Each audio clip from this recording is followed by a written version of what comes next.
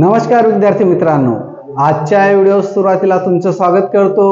आज आपण पाहणार आहोत इयत्ता चौथी स्कॉलरशिपच्या पुस्तकातील गणित, त्यात पाठ 26वा क्षेत्रफळ आयत आणि चौरस याचा भाग 1 मी तयार केलेला आहे। यात 1 ते 9 प्रश्न घेतलेले होते। आजचा जो भाग आहे भाग 2 याचा 10 पासून उर्वरित प्रश्न आपण आज पाहणार आहोत। त्याच्यातला पहिला प्रश्न म्हणजे पुस्तकातला 10वा प्रश्न आपण पाहूया। एका आयताकृती वर्गखोलीची लांबी 8 मीटर व रुंदी 6 मीटर आहे। त्या वर्गखोलीत फरशी बसवण्यासाठी एका चौमीटरला 50 याप्रमाणे किती मजुरी द्यावी लागेल। मग ह्या ठिकाणी तुम्हाला ते कळायला हवं की प्रश्नात काय सांगितलेलं आहे। आयताकृती वर्गखोलीची लांबी दिलेली आहे 8 मीटर, रुंदी दिलेली आहे 6 मीटर। मग या ठिकाणी 50 रुपये मजुरी देते तो चौमीटरला, म्हणजे अगोदर याचं काय करावं लागेल, क्षेत्रफळ। मग क्षेत्रफळ काढूया। 8 गुणिले 6, 6चा टेबल 8 पर्यंत घेतला तर 48 होतात। 48 गुणिले या ठिकाणी आता काय करायचे 50, कारण एकाला 50 रुपये द्यायचे एका चौमीटरला। किती चौमीटर मिळाले 48। मग हा शून्य जसाच तसा 5चा टेबल 8 पर्यंत घेतला तर 40 होतात। 40 चे शून्य हातचाला 4, 5चा टेबल 4 पर्यंत घेतला तर 20 होतात। 20 आणि 4 24, 2400 रुपये लागतील। पर्याय क्रमांक 2 याचं योग्य उत्तर। पुढचा प्रश्न आहे 11वा। 13 सेमी लांबी व 5 सेमी रुंदी असणारे 2 आयत एकमेकांना रुंदीच्या बाजूने जोडले तर तयार होणाऱ्या नवीन आयताचे क्षेत्रफळ किती असेल। 2 जोडायचे विद्यार्थी मित्रांनो। हा पहिला घेऊया। हा एक आयत, याची दिलेली बाजू 13 सेमी आणि रुंदी दिली आहे 5 सेमी। पुन्हा 2 जोडा सांगितले, म्हणजे आणखी 13 सेमीचा एक आयत जोडूया। ही 13 तर ही पण 13। आता ही जी रुंदी आहे, रुंदीच्या बाजून जोडल्यामुळे रुंदी वाढवायला सांगितलेली नाही। मग आता इथून तर इथपर्यंत जी लांबी मिळाली आहे ती 13 आणि 13 किती झाले 26, आणि रुंदी तेवढीच राहणार आहे कारण रुंदी वाढलेली नाही। गुणिले 5, आता 5चा टेबल 6 पर्यंत गेला तर 30 होतात। 30 चे शून्य हातचाला 3, 5 दुनी 10 आणि 3 13, 130 चौसेमी। पर्याय क्रमांक 1। पुढचा प्रश्न आहे 12वा। आयताची लांबी कायम ठेवून रुंदी दुप्पट केल्यास त्याच्या क्षेत्रफळात कोणता बदल होईल। आता आयताची लांबी कायम ठेवायची, रुंदी दुप्पट करायची। पहा विद्यार्थी मित्रांनो, किती माप काय आपल्याला सांगितलेलं नाही। आपण मनाने घेऊया। मी घेतो याला तुम्हाला समजण्यासाठी लांबी घेतली 10, रुंदी घेतो याची 5। आता काय सांगितलेलं आहे, रुंदी दुप्पट केल्यास म्हणजे लांबी जी आहे ती सेम असेल, रुंदी आपण याची काय करूया दुप्पट करूया। ही आहे 10, मग या ठिकाणी 5चे दुप्पट किती होतील 10। तर क्षेत्रफळात कोणता बदल होईल। मग आता यांचं क्षेत्रफळ काढूया।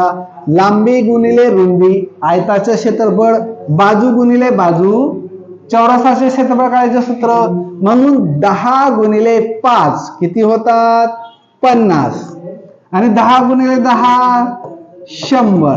आता पर्याय पाहूया काय सांगले, क्षेत्रफळ तेवढेच राहील। क्षेत्रफळ तेवढेच आहे का नाही, पर्याय क्रमांक 1 येणार नाही।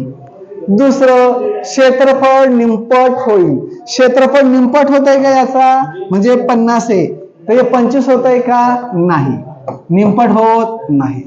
क्षेत्रफळ दुप्पट होईल। आता इथं दिलेले 50, 50च्या दुप्पट किती झाले 100, बरोबर दुप्पट होईल। म्हणून पर्याय क्रमांक 3 याचं योग्य उत्तर। पुढचा प्रश्न आहे 13वा। एका चौरसाची बाजू 6 सेमी आहे व दुसऱ्या चौरसाची बाजू पहिल्या चौरसाच्या बाजूच्या निम्मी आहे, तर या दोन चौरसांच्या क्षेत्रफळातील फरक किती असेल? या ठिकाणी आता दोन आपल्याला काय दिलेले चौरस. आता एक निम्मे पाहूया इथं काय सांगितलेलं आहे.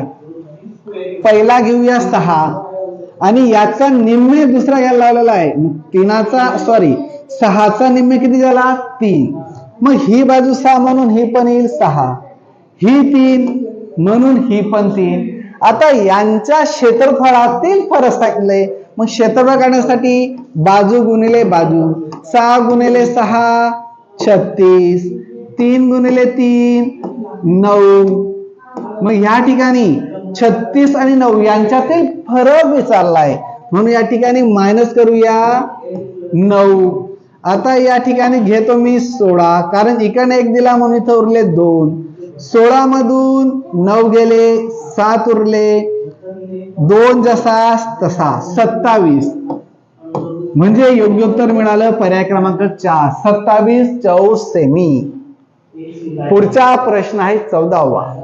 80 मीटर लांब व 20 मीटर रुंद मापाचा भूखंड 500 रुपये चौमीटर दराने विकला तर भूखंडाची विक्री किंमत किती? आता या ठिकाणी एक आयत आहे दिलेला विद्यार्थी मित्रांनो. याची लांबी दिलेली आहे 80 मीटर आणि रुंदी दिलेली आहे 20 मीटर. आता याचं क्षेत्रफळाचं जे भूखंड क्षेत्रफळ काढल्यावर त्याचं 500 रुपये चौमीटर दिलेलं आहे. म्हणजे याचं काय करावं लागणार क्षेत्रफळ. मग क्षेत्रफळ काढण्यासाठी काय करावं लागेल 80 गुणिले 20. आता फॉर्म्युले म्हणजे सूत्र तुमचे पाठ झाले असतील. हा 0 हा 0 2 0 म्हणून 2 0 खाली घेतले. 2चा डबल 8 पर्यंत घेतला तर 16 होतात. 1600 याचं क्षेत्रफळ म्हणजे चौमीटर मिळालं. 1600 गुणिले 500 करूया. आता 500 का कारण 500 एका चौमीटरला आहे. आपल्याकडे 1600 चौमीटर माप आहे. 1 2 3 4 शून्य असल्यामुळे मी डायरेक्टली या ठिकाणी 4 शून्य लिहितो.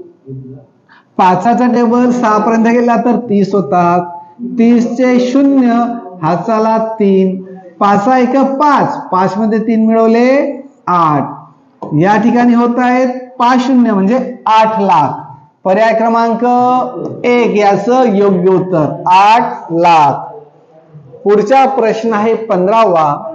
48 मीटर लांबी व 12 मीटर रुंदी असलेल्या हॉलला 84 चौरसापुरती फरशा लागतात तर प्रत्येक फरशीची परिमिती किती? हा प्रश्न खूपच वेगळा विद्यार्थी मित्रांनो, लक्ष देऊन समजून घ्या. लांबी आणि रुंदी दिलेली आहे. लांबी आणि रुंदी काढून घेऊया अगोदर.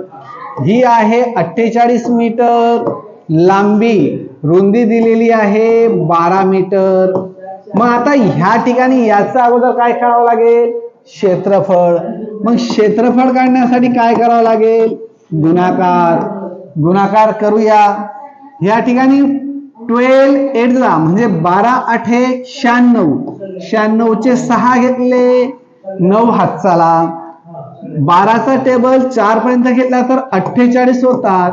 48 मध्ये 9 मिळवले तर ते होतात 7 हातचाला 1 57. 57 इथं जशास तसे. उत्तर मिळतंय आपल्याला विद्यार्थी मित्रांनो 576. आता 576 चौरस मीटर मिळाल्यानंतर यात किती फरशा बसतायत 64 फरशा बसतायत.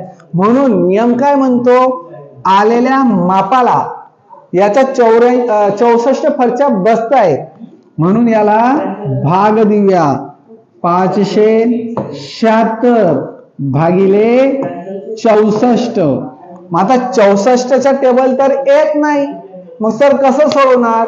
पण तुम्हाला 64 टेबल एक तर तयार करावं लागेल किंवा या ठिकाणी या पद्धतीने 64 गुणिले 6 करून बघा किती जवळपास उत्तर येतंय. नाही मिळालं तर मग गुणिले 8 करा, 8 जवळपास येते का. अशा पद्धतीने तुम्हाला त्या ठिकाणी वेळ द्यावा लागेल कारण विद्यार्थी मित्रांनो तुमचा टेबल तो पाठ नाही. म्हणून 64चा टेबल 9 पर्यंत घेतला तर 576 येतात. मग आता 576 मधून 576 गेले तर 00. उत्तर मिळतंय का 9? नाही. हे एका फरचीचं क्षेत्रफळ मिळालं आपल्याला, परिमिती नाही. हे काय मिळालेले? क्षेत्रफळ. कारण क्षेत्रफळावरून काढलं म्हणून मिळालं आपल्याला एका फरचीचं क्षेत्रफळ 9. आता या ठिकाणी तुम्हाला माहिती आहे विद्यार्थी मित्रांनो की क्षेत्रफळ काढायचं सूत्र काय आहे? क्षेत्रफळ बरोबर बाजूचा वर्ग. मग या ठिकाणी बाजूचा वर्ग, क्षेत्रफळ दिलंय 9, मग आता 3चा वर्ग काय येतो? 9. मग आता 3 काय मिळाला आपल्याला? बाजू. फरशी सारख्या मापाची चौरसाकृती, मग बाजू मिळाली आपल्याला 3. आता 3 बाजू मिळाल्यानंतर एका बाजूला किती माप आहे? 3. मग आता याचा नियम काय म्हणतोय? परिमिती काढायचा. ही बाजू 3 म्हणून ही पण 3, ही पण 3 आणि ही पण 3. आता चौरसाची परिमिती काढण्यासाठी काय करतो? बाजू गुणिले 4. मग बाजू गुणिले 4 काय आहे? याचं सूत्र आहे. मग बाजू काय दिली आहे? 3, म्हणून 3 गुणिले 4 किती होतात? 12. मग याची परिमिती मिळाली आपल्याला 12 मीटर. पुढचा प्रश्न आहे 16वा. एका चौरसाचे क्षेत्रफळ 100 चौसेमी आहे व दुसऱ्या चौरसाची परिमिती 100 सेमी आहे, तर त्या दोन चौरसांच्या बाजूंच्या लांबीतील फरक किती असेल? आता बाजूंच्या लांबीतील फरक काढलेला आहे. एका चौरसाचे क्षेत्रफळ, हे चौरस घेऊया विद्यार्थी मित्रांनो. याचे क्षेत्रफळ दिलेले आहे 100 व दुसऱ्या चौरसाची परिमिती, आणि दुसऱ्या चौरसाची परिमिती आपल्याला दिलेली आहे 100. आता ही दिली परिमिती, हे दिले क्षेत्रफळ. मग आता काय सांगले? तर त्या दोन चौरसांच्या बाजूंच्या लांबीतील फरक. मग आता याची लांबी काढूया. याची लांबी काढण्यासाठी काय करावं लागेल? 100 ला 4ने भाग द्यावा लागेल. सर 4नेच का? कारण याला किती बाजू आहेत? 4. चारही बाजूंची बेरीज किती आहे? 100.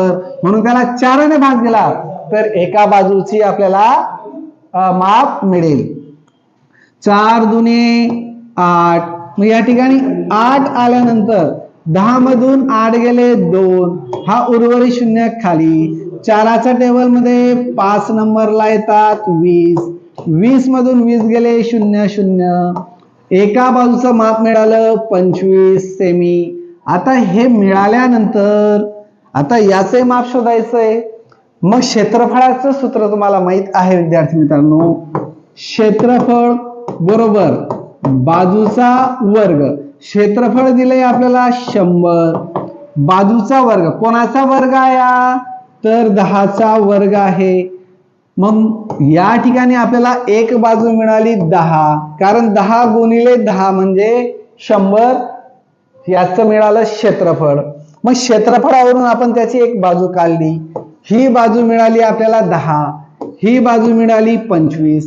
मोठी संख्या 25. 25 मधून 10 वजा करूया. 25 मधून 10 वजा केले तर उत्तर आपल्याला 15 सेमी. पर्याय क्रमांक 4. धन्यवाद विद्यार्थी मित्रांनो. भेटूया उद्याच्या दिवशी पुढच्या व्हिडिओमध्ये.